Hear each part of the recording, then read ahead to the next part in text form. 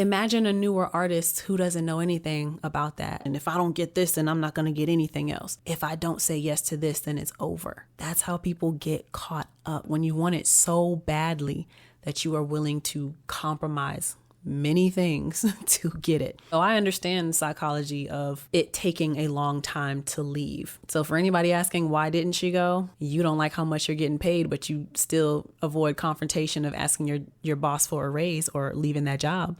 You know, there's that. Got blue bands coming on the way. It's a rainy day. All my plans never stay the same. It's a case to case. That's your man's or he wanna taste. Bitch, get out my face. Got the mans, this'll make a break. Put 'em in a place.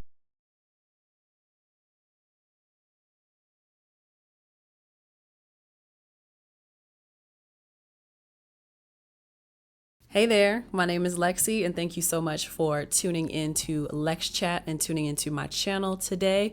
I want to get into the conversation, which I know maybe some of us are a little burnt out, but I have to give my take and I want to give my thoughts on everything that's been happening with the Diddy and Cassie case. Not so much all the details of it, but I just want to address what's really interesting that's going on in the music industry news right now as far as Diddy and Cassie are concerned, as far as Tory Lanez and Megan Thee Stallion, as far as Chris Brown and everything that's going on with him, and as far as DDG and Halle Bailey. So if you are interested in this conversation or just interested in hearing my take on everything, please make sure you stay tuned. Let's go ahead and get into it. So those of you who are tuned in to Instagram Live, make sure that y'all submit your questions and I will answer them at the end of the episode. If you are tuned into the YouTube, if you are listening to the audio of this, then submit your questions in the comment section and I will try to make sure that I address them in the next Lex Chat. So everything that's been going on with, it seems like men in the industry are just really, men in general are really having an entire reckoning that's been going on in the media, right? So we have the Diddy and Cassie case, which is the biggest thing that's happening in music news right now because it's the whole conversation of DV and SA. And anybody who doesn't know the terms that I'm using, I do have to keep this clean and I do have to keep it light because of the way that YouTube algorithms work and getting shadow banned for saying certain things, even if it is telling the truth. I'm going to be speaking in code for some of these terms. So there's a lot of conversation going on around DV and SA and the R word and trafficking and just a lot that's happening with the case. I think where a lot of people get confused with the Diddy and Cassie case is everyone is under the assumption that this is, for some reason, Cassie suing Diddy. But no, this is actually a RICO case, if I'm understanding correctly. And this is racketeering. And this is criminal enterprise, organized crime. And Cassie is merely just a piece of the case because she was involved with Diddy for so long. So yes, part of it is her involvement and how she was treated with Diddy while she was with him, while she was involved with him. But this is not a Cassie against Diddy. These are the feds against Diddy, and they're taking him down for criminal enterprise in the form of human trafficking and kidnapping and whatever else goes up under that. So Cassie's testimony is actually framing how Diddy was able to accomplish trafficking and this whole enterprise and this whole organization, how he was able to maintain that. She is one example. There are many others. There's also Don Richard. There's most recently, Q from Day 26 has been coming forward and saying things about his experience. So I need people to understand that part. I don't know all the details of all the people I'm about to talk about in this Lex Chat today, but I just want to address what's going on and then give my side, give my experience, and then hopefully offer some advice on how artists, especially women in the industry, can protect ourselves from not getting into these kinds of situations. Not to say that we can prepare so that we don't get involved in anything, but there are certain things that we can look out for to not be in situations like this. And I just want to highlight on some of those things and make this a teachable moment. So again, with the whole Diddy and Cassie case, we are getting into the conversation of DV and SA and R word. And unfortunately, it is just really crazy to see people's reactions and hear the questions that people are asking about why she stayed so long and how she must have liked it, and just all the implications that go around being involved in something like that for a long time, because Cassie was with him, with Diddy, for 9 years. And people are saying essentially she was groomed within the first 2 to 3 years because she was 19 when they met, and then he groomed her up to be involved in this freak offs.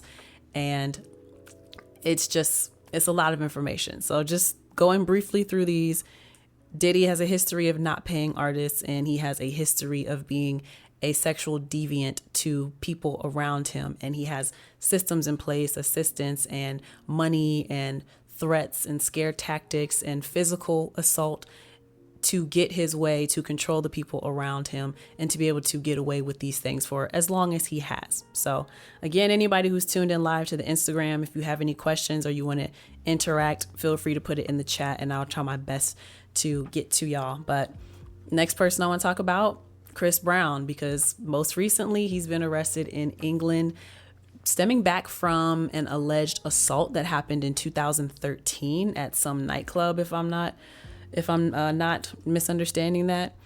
But when I went to people.com, they have an entire article on him that was just released May 16th, 2025.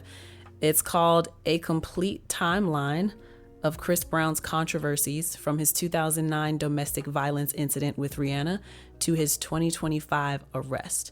And it is a very lengthy list of some of his legal troubles and the controversies that he's gone through since the time of Rihanna. So, man, it makes me kind of afraid to talk about these things because I am an artist myself, but I think there's nothing wrong with speaking on it and learning from these situations.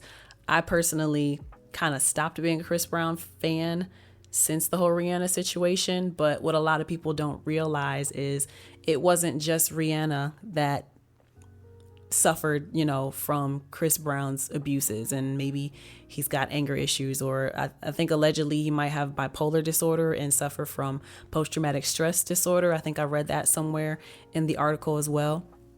And I didn't write down everything that they mentioned in the article, but they mentioned in 2012, there was an alleged fight in a New York City nightclub. 2013, he allegedly punched Frank Ocean after some remarks were made about Frank Ocean. Again in 2013, Chris Brown and Bodyguard were allegedly involved in a fight with two men. In 2014, he admitted to being guilty for a fight that happened in October of 2013.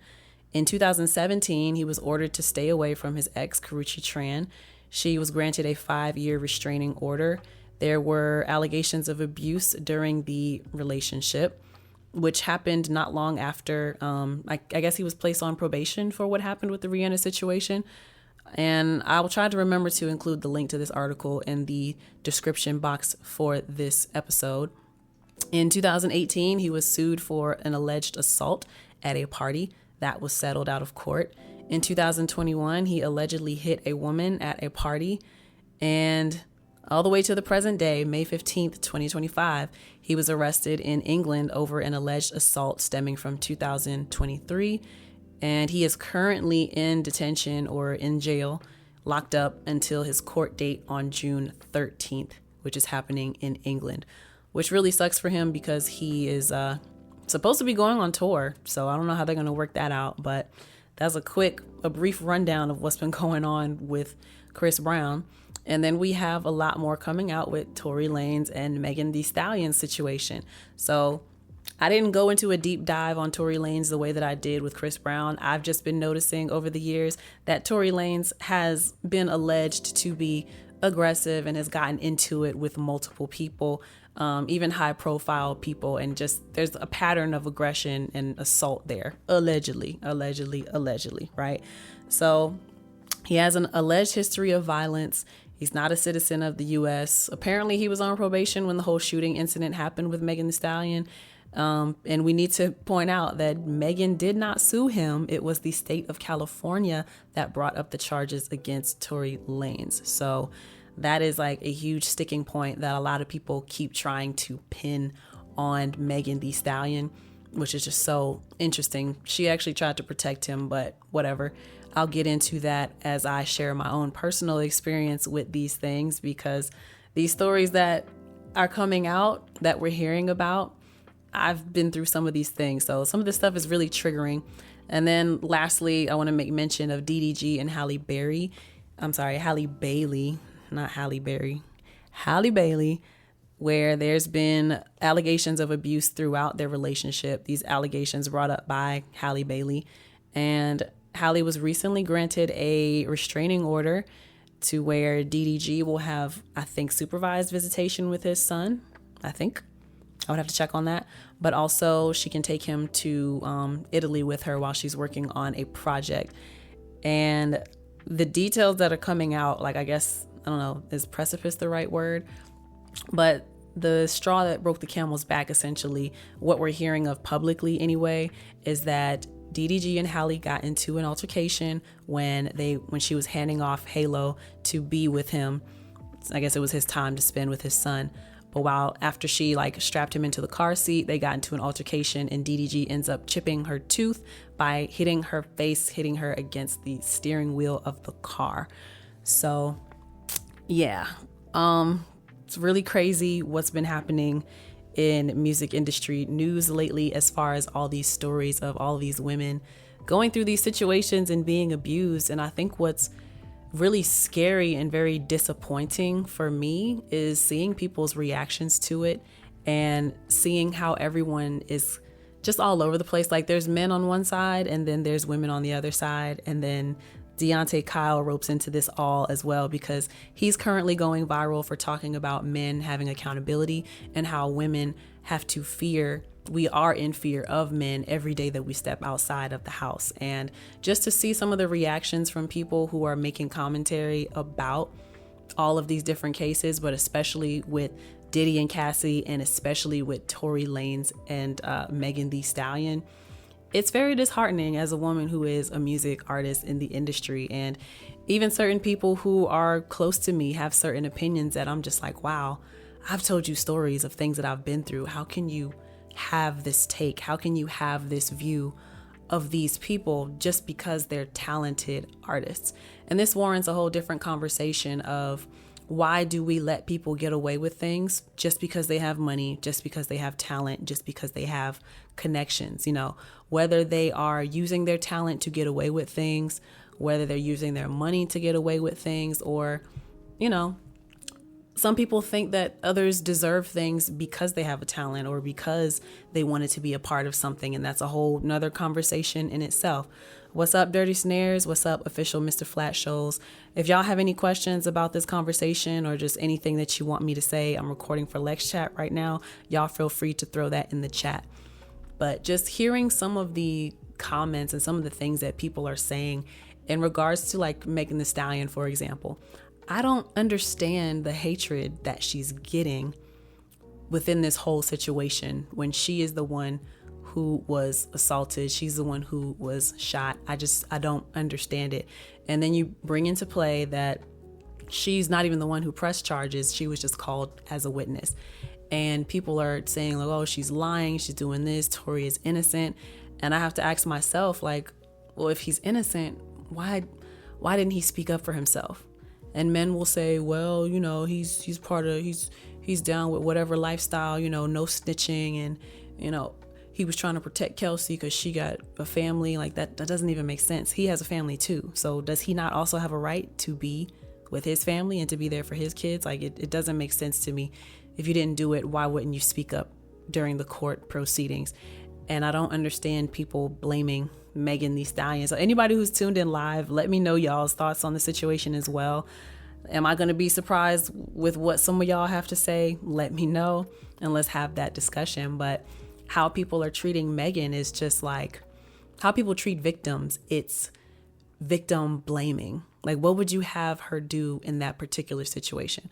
But especially when we think about the Diddy and Cassie case, the consistent question that I keep hearing people ask online is, well, why didn't she leave? Why did she stay for so long? Or they'll say, oh, she must have liked it. And to that, I would have to say that unfortunately, a lot of people, men, do not understand what women go through in relationships when it comes to being abused. And yeah, the simple answer would be to leave, but there are so many different complications and things that happen. Like, even on a simple note, right?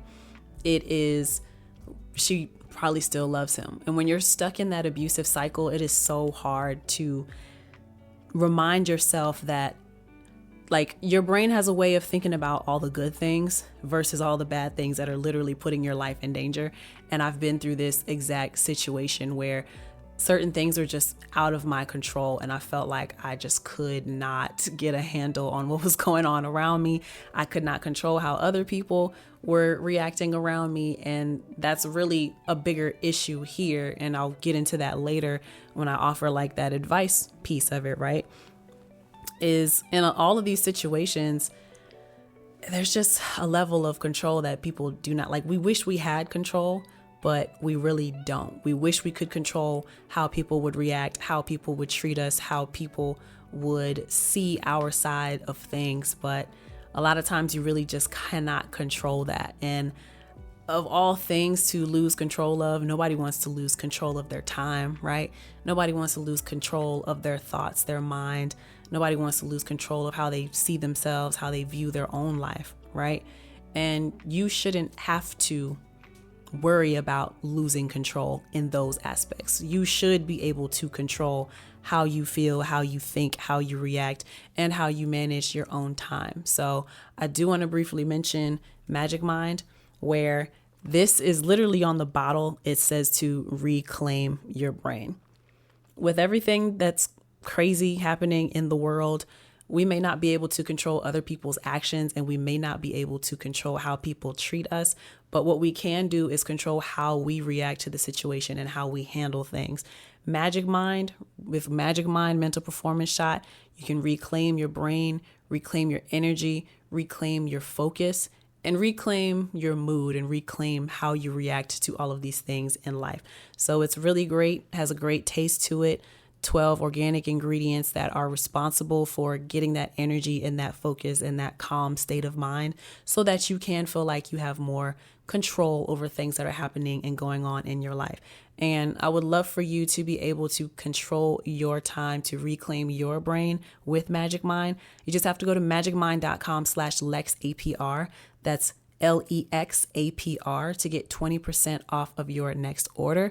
Go to magicmind.com/LexAPR and use my code LexAPR at checkout for 20% off. So you can reclaim your brain, you can reclaim your energy, you can reclaim your time. You may not be able to control what other people do around you, but we can certainly take control and take responsibility of what we are doing and how we are responding and how we are showing up. So I just had to get that out real quick because I got rehearsals tonight. It's going to be a long night.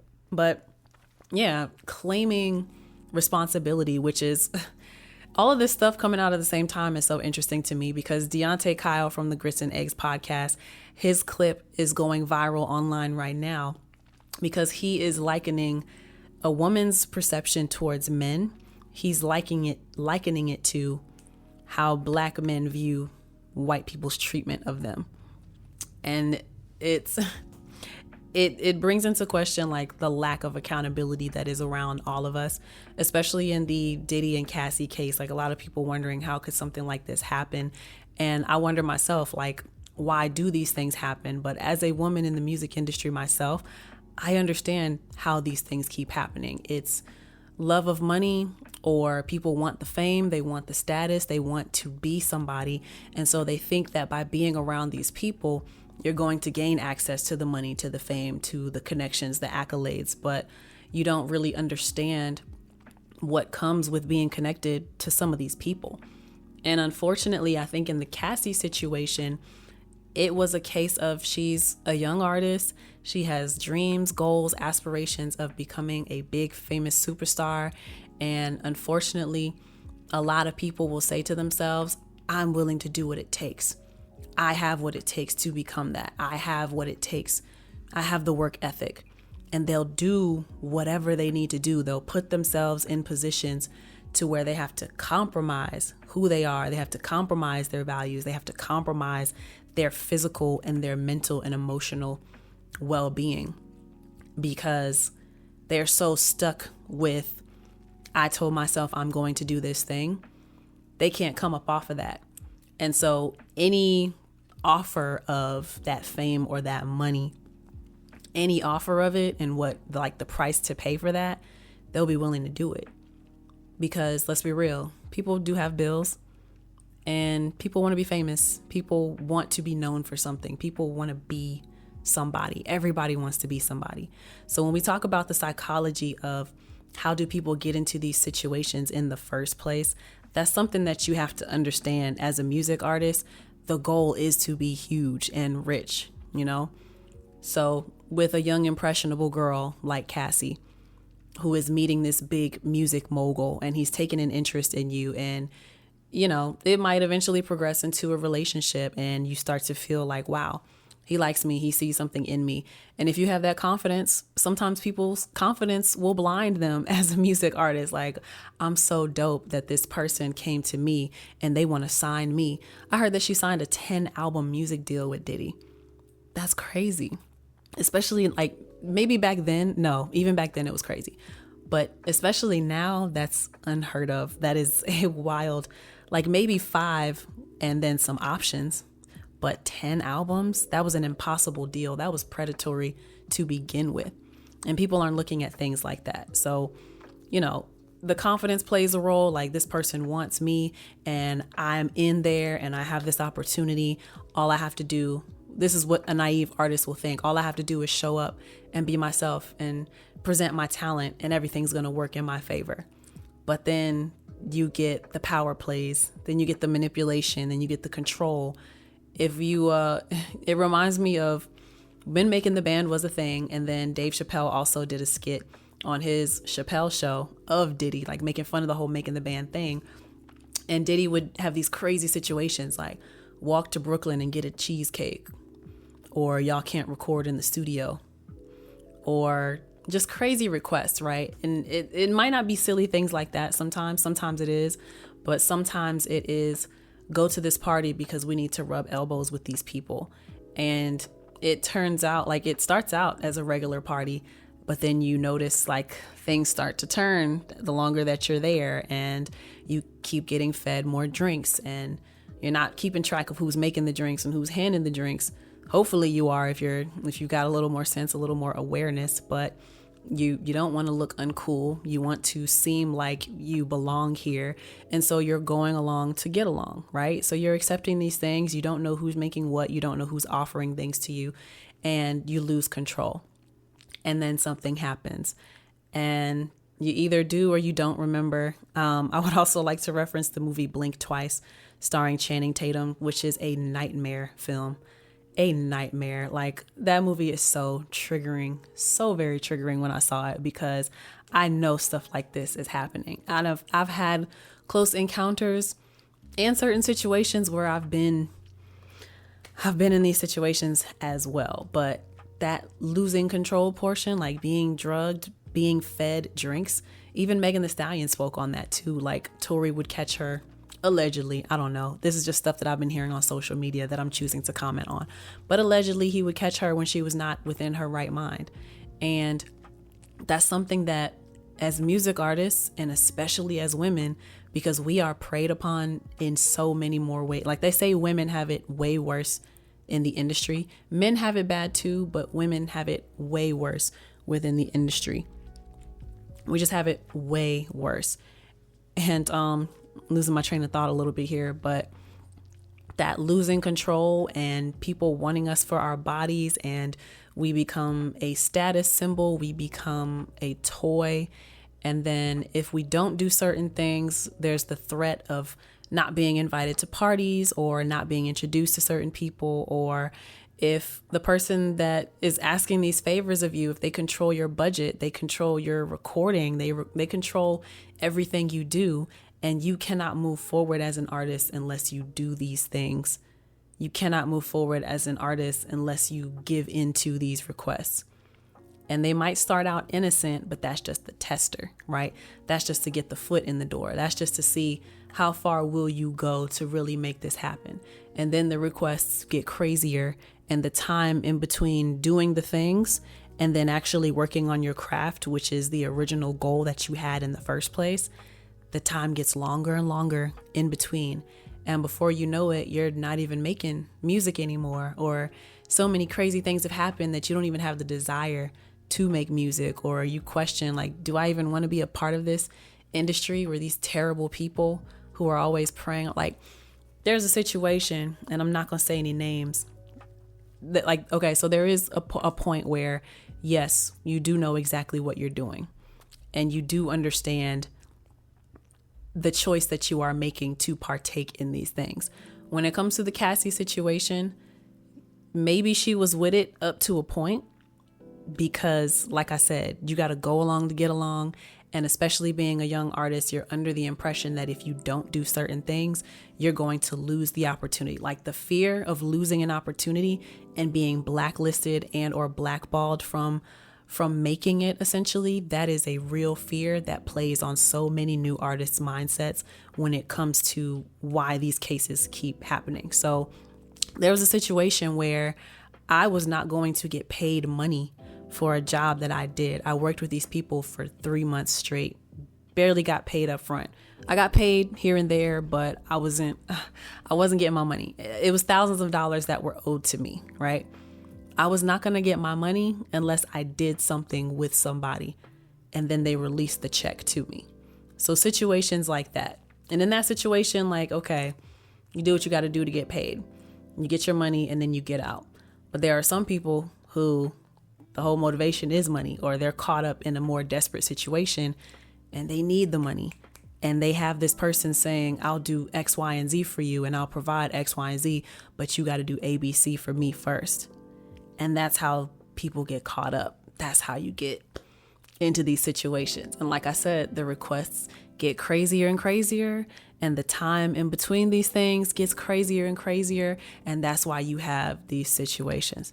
What's up, Lil Donald? This is the second time I'm seeing you on my live. That is very cool. Thank you for checking in with me. I appreciate you tuning in to the Lex Chat. This is a heavy topic today, but I got to give my little 2 cents on this. So I've been in situations where you're not going to get your check unless you do this. And in situations like that, yes, we do understand what's going on. We do understand what's happening, and we make a decision to do it because if I don't make this money, I just worked for free for 3 or 4 months for these people and I don't see my check. That might drive somebody to crash out. But before I crash out, let me do what I got to do and get my check, and I'm going to get out of here, and I'm just never going to mess with these people again. I've also been in situations where falling asleep at a party, waking up to somebody on top of me, right? That has happened as well. And the reason why I'm even getting into this conversation is because, yes, I've been seeing everything on the media and all of the conversations that have been happening on Instagram and TikTok and YouTube. I've heard the commentary. Just today, though, I decided to go ahead and hop on this topic because it was something I was going to do anyway. But I was watching a podcast called Here's the Thing with Kev on Stage and That Chick Angel. And they had on ladies from the podcast. It's called Horrible Decisions. I don't know their individual names, but horrible, like whore, WHORE, Horrible Decisions. They were on the podcast talking about their new book, No Holes Barred. And the conversation, it went all over the place in the best possible way and very triggering. And just some of the things they were talking about, like stealthing and coercion and R word and assault, and how it's never strangers that are doing these things to you. It's people that you've been in their face, you've been in their vicinity, you build a rapport or a relationship with these people over time. And it's not dramatic. Like the way these things happen, it's not dramatic the way that movies and TV shows would show it to you. It's coercion. It's sneak little comments here and there. It's a touch. And then it's, hey, come out with us. And then, people feeding you drinks, or you thinking you hot stuff. You think you the pretty face in the room. Nah, people got plans for you, whether you're aware of it or not. People got plans for you. So I've been through that. And, other situations, So there was this somebody waking up to somebody on top of me that has happened as I've fallen asleep. I tried to leave that situation, but I was convinced that it would be safer for me to stay in the house, and it would be safer for me to fall asleep, in the living room or on the couch or something like that. That was a bad. I should have stuck with my instincts on that one. Lil Donald says, dang, sorry that happened to you. Those people be preying on you the entire time. People really do prey on you the entire time. And so when I go back to what I'm telling y'all about being a new artist, and you are so hungry to get into certain situations, and you're so like mesmerized by some of the big name people that you meet. And when I tell y'all, some of y'all know who my top influences are. I've met the family of some of my top influences. I'm gonna let y'all speculate on that, but I'm not trying to be too messy with it. But I didn't necessarily get to meet my heroes, but I met people who are close to my hero, one of my heroes. And it's disappointing to understand that they're just like everybody else. The stories that you hear, these people are doing that. And then you hear certain stories about your favorites and you're like, I see how nobody protected you. I see how you ended up in this situation. I see how your talent was used as a front, essentially, to get you in different rooms in front of different faces to be not protected all over the world, So it's really crazy.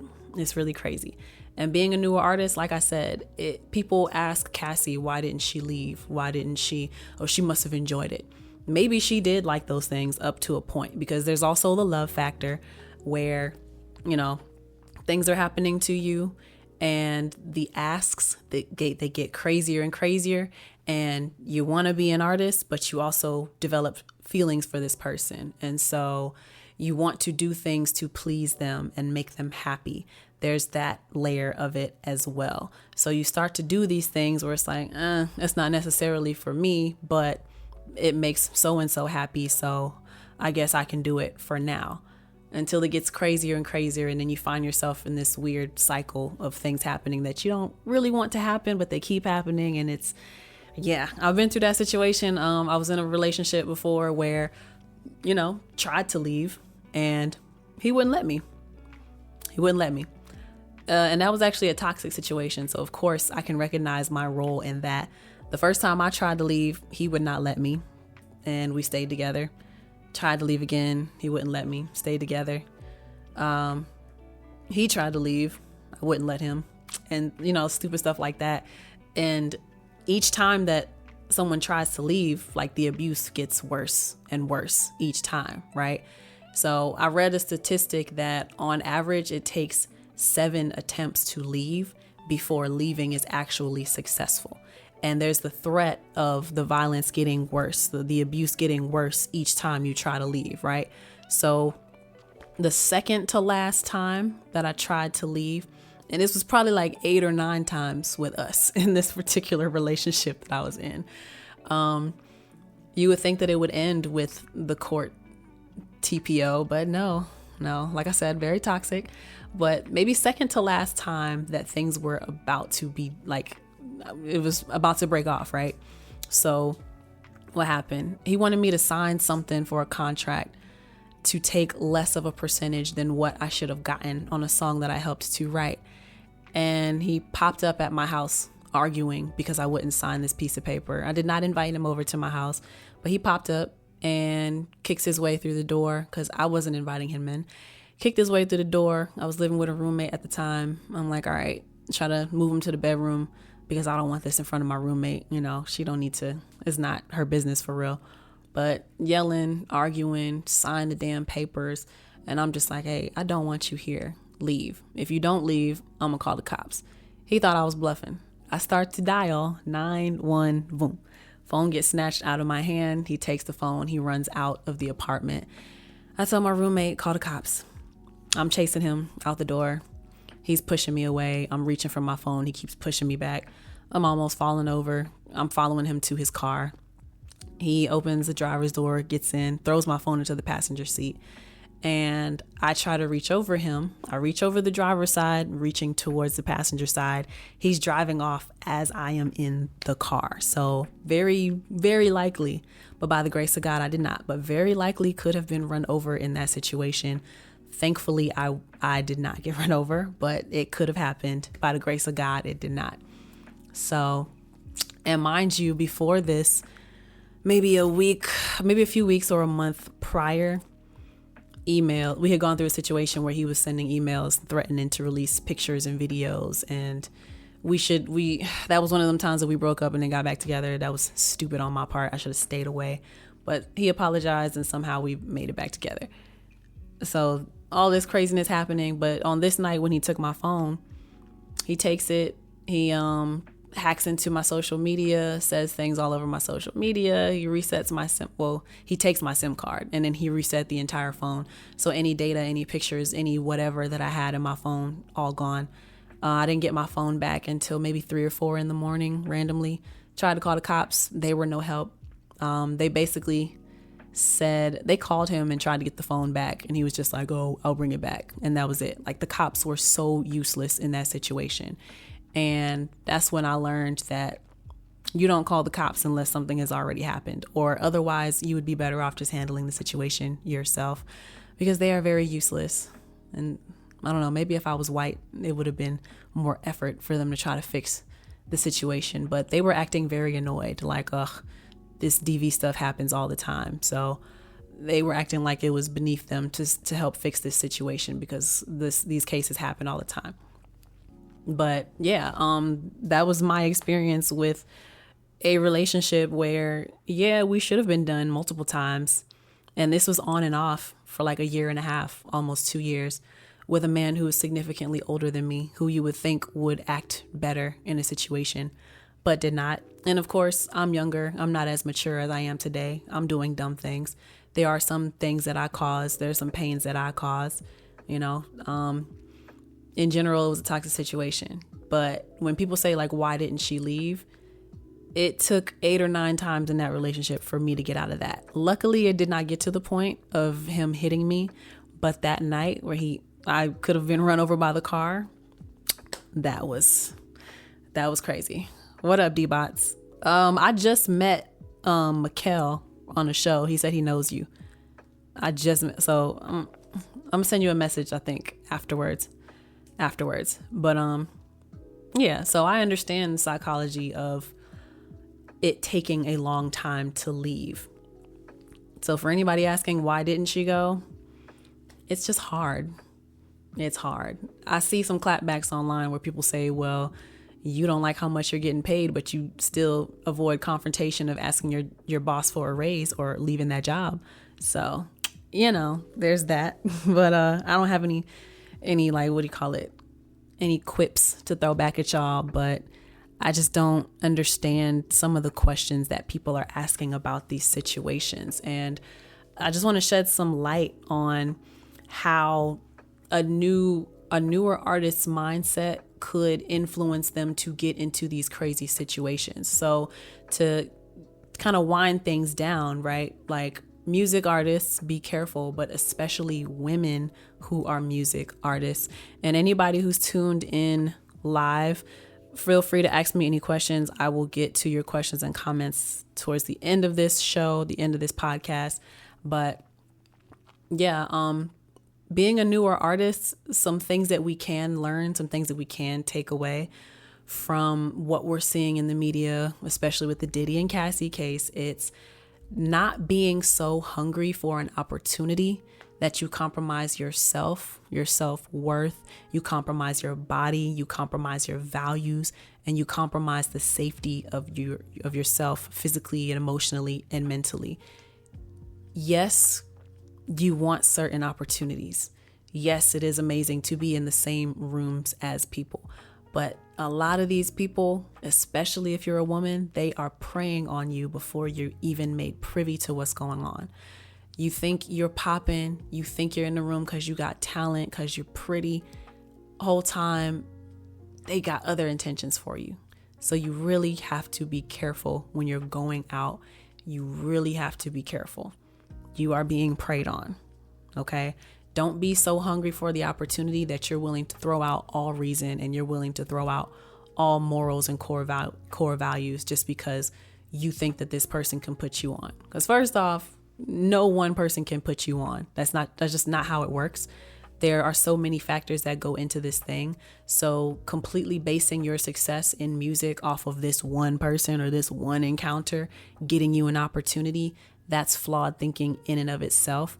And yes, there is a small percentage to where that happens to people. Someone finds them, signs them, and changes their life. But you're going to get better results if you put in the work, if you be consistent, if you invest in your education of whatever it is you're doing in the industry. So like for me, a lot of situations I don't have to be in because I already have so much knowledge of how to do a lot of these things by myself. So if something doesn't feel right or somebody's trying to make me do something in exchange for something else, studio time would be a prime example, or beat production would be a prime example actually, because this has also happened to me where a very well-known producer who has produced for the legends and has over 20 years in the game. I recognize your talent. You're also beautiful. We should go out sometime. You can use these productions. Yeah, I love what you did on this. As soon as you reject them, as soon as you say, no, I don't want to enter that type of relationship with you. Oh, okay, well, if you want to use the production, then, it usually goes for $15,000, $20,000. I don't have that money. So you know what? I know enough other people that I don't need this situation. By the grace of God, I went to the Art Institute to learn audio production, to learn how to record myself, to learn how to mix and master. And then I met people, I networked, and my work ethic has been speaking for me and people want to work with me. The talent is also there, but I'm cultivating it by investing in, what I know about certain things. Imagine a newer artist who doesn't know anything about that and they think that this is their only shot and they can't see past this one person because this tunnel vision, if I don't get this, then I'm not going to get anything else. Imagine feeling that pressure of, this is it. If I don't say yes to this, then it's over. That's how people get caught up in these situations. Like, that is how people get caught up when you want it so badly that you are willing to compromise many things to get it. If it weren't for me knowing how to record myself, do you know how many dudes have tried to get in with me on a music tip? And I find out that they never really wanted to do music. They just wanted a way to get in my vicinity, to be in my presence. And imagine how betrayed I feel when I try to build genuine connections with certain people, only to find out like, oh, you're not serious about this music stuff. You just want to have sex. You just want to sleep with me. You just want to be in my face. You just want to waste my time. You barely want to pay me because you're not booking sessions. First session is over with. And now you're asking me on a date. Like, you ain't even trying to get me paid for real. You don't care about me. You don't care about what I got going on. So I hate to see the commentary of, oh, why did she stay? Why didn't she leave? She wanted it. She thought she was going to get something out of it. Yes, we're all doing something to get something out of it. But the moment that it turned into something that she didn't want anymore, y'all are forgetting that we can change our minds at any time. And it doesn't, like, nobody deserves to be abused. Nobody deserves that treatment, Arguably, like in the realm of this situation. People don't deserve these things to happen to them, but it does happen. So we don't need to be so hungry that we put ourselves in compromising positions, right? You don't have to compromise. You don't have to compromise your values for these things. What else to it? Have a way out. Know your limits. Don't accept random drinks. Don't accept random drugs. I have done these things, but I already don't trust people. So like, I already know what I'm doing when I go into these situations. And I don't like the club like that. A lot of people will lure you into the nightlife to try to get you to do things because it looks so glamorous, but all of that stuff is numbing you. Like, all of that stuff is optics. They can easily impress you with going to the club and getting a few drinks, offer a little weed. Like, it's just, that's how they get you. They get you with the optics. And then you find out months later that these people are maintaining these optics by being fake, or they're in a bunch of debt, or they don't own the car they're driving, Or actually this apartment is in a woman's name. It's not even his place. Like y'all, it's a lot. Know your limits. If you're going to drink, if you're going to do drugs, I pray that you understand your limits and you don't do so much to where you lose control. Don't be too trusting of the people that you're in the room with. You just can't be too trusting, especially if you're there by yourself. And this is not the safest thing, but I go to a lot of places by myself, but I'm also head is on a swivel. I'm checking for everything.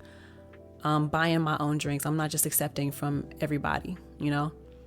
So don't be so thirsty for fame and success that you compromise yourself. If you're going to partake in some of the drinks or the drugs, know your limits. Have an escape route. Have somebody you can call. Have somebody who knows where you are, where you're going, what you're doing, who you're going to be with, why you're going to be there. Have all those things in place. I think the popular thing now is to share your location with somebody so they can know your whereabouts, you know? Understand, especially as a woman, that people are going to try you and people are going to offer you things in exchange for your body, especially as a woman. Understand that people are going to try you, but understand that you do not have to accept their advances. And again, to reiterate, you do not be so hungry for this stuff that you compromise yourself. You do not have to go along with anything you don't want to. You might feel like you're going to get blacklisted or you stop getting invited to these parties. Okay. You should be putting in your own work anyway. Like I said, why are you putting so much credence in this one person putting you on? It doesn't happen like that anyway. So, and I know it's hard to do as a newer artist because, and just being young and being new at anything, you feel like this is the way to do it. And so that's how you go along. But if you can just get past that fear of, it's a scarcity mindset, really. If you can break out of that scarcity mindset of, if I don't do this, then X, Y, Z. If you can get out of it, if you can get out of that mindset, then you will be better off for it. You will be better for it. So you're not missing out on anything by leaving a bad situation. And be okay with hearing no. Be okay with getting a lot of no's until you find a situation where people are genuinely good and talented and good people and they do good business. They are around. I know it might seem like there's not many of them because they don't make as much noise as the bad ones, but they are around. Okay.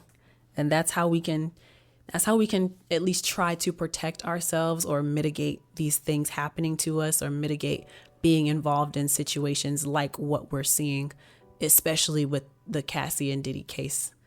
Well, it's not the Cassie and Diddy case, but Diddy's case, his federal RICO case that he's being tried for.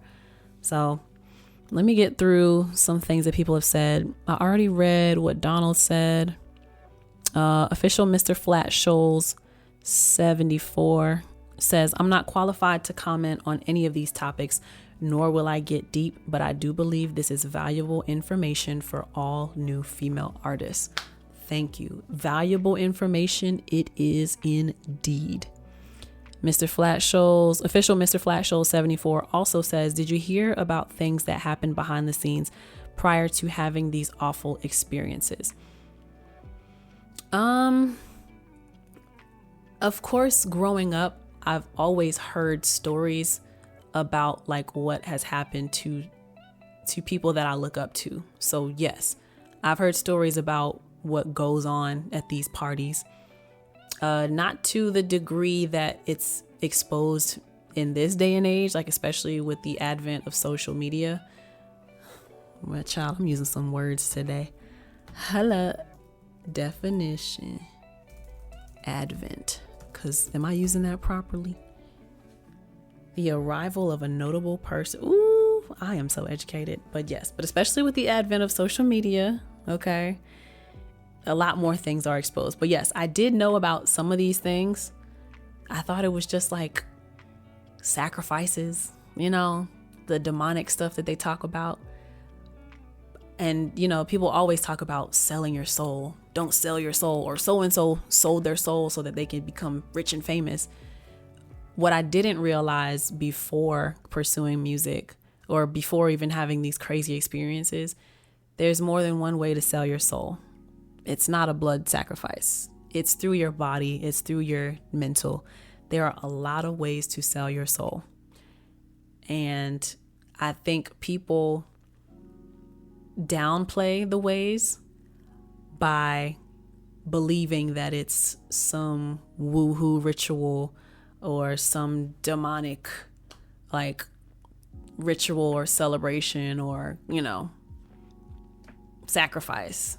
That's what people really downplay the different ways that you can sell your soul or the different ways that you could be sacrificed. It's not just death. It's not just rituals. There are so many ways that it happens, and it doesn't happen in an instance. You're kind of groomed for it. You're put in situations to test to see how far you'll go. So I did not know the extent of it before I got into these situations. I still don't know the full extent of it. I just heard stories, but the way that I am, the way my mind is set up and how stubborn I am and how I'm not about to let anybody play with me like that.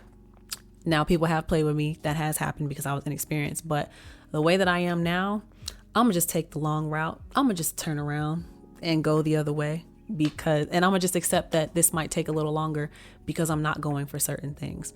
I'm not going to willingly subject myself to trauma to get there.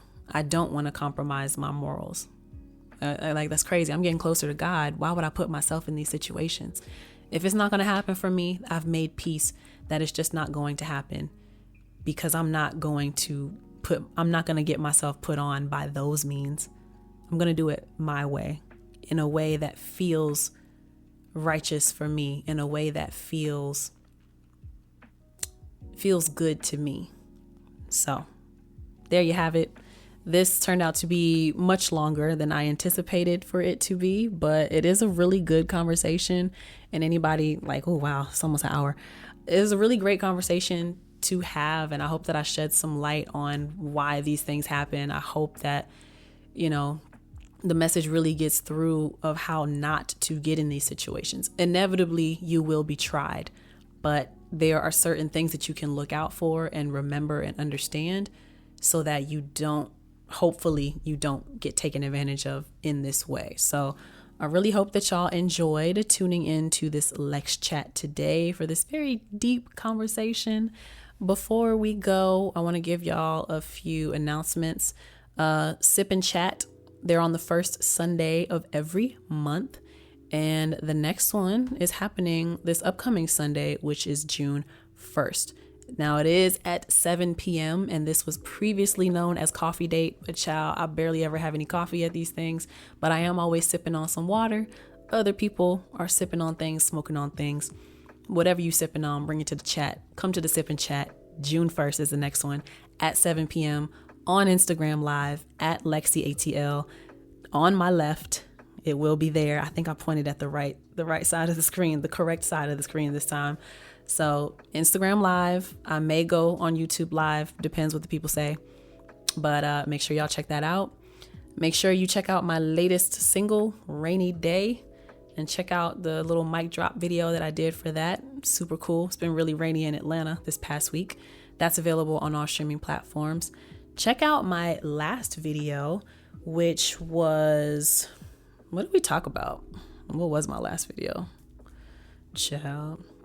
Just check out my last video. I'm gonna leave it in the little information bubble that is also going to pop up right here. Okay, so make sure y'all check that out. I want to give a shout out to my patrons, Alton and Eldon. Thank you guys so much for supporting. I appreciate y'all so much. Y'all help me to be able to do more of these creative things and to bring this knowledge to people. Yeah, I've answered all my questions. And anyone who is listening or watching or tuned in live on Instagram, what do y'all think about this conversation? Did any parts stick out to you or really, really resonate with you? Let me know in the comment section down below. I would love to hear your take on these things, and don't be afraid to have the conversation. Ask any questions. I definitely will answer for you. Make sure you like, share, subscribe, follow, do all the things, and hit the notification bell so you'll be notified each and every time I post a new piece of content. And make sure that you go to magicmind.com/LexAPR to get 20% off of your next order. Reclaim your brain. Take back control over your mind and your time. Reclaim your brain with Magic Mind. Get 20% off by going to magicmind.com/LexAPR and use code LexAPR at the checkout for 20% off of your order. Again, thank you all so much for tuning into this episode of Lex Chat. My name is LexC. Until next time, peace. You wanna play get a Sega? I got your man with my legs up. Motorboat with the ice, make it feel nice. I'm on my way up, flicking it like it's a layup, mixing it like it's a flavor. He call me sweetie when it's time to eat it. Yeah, that's my little baby like Quavo. Damn right. Living the life, and if I want it, I'm living it twice. Running it up and I'm paying the price. That's what it take when you do it.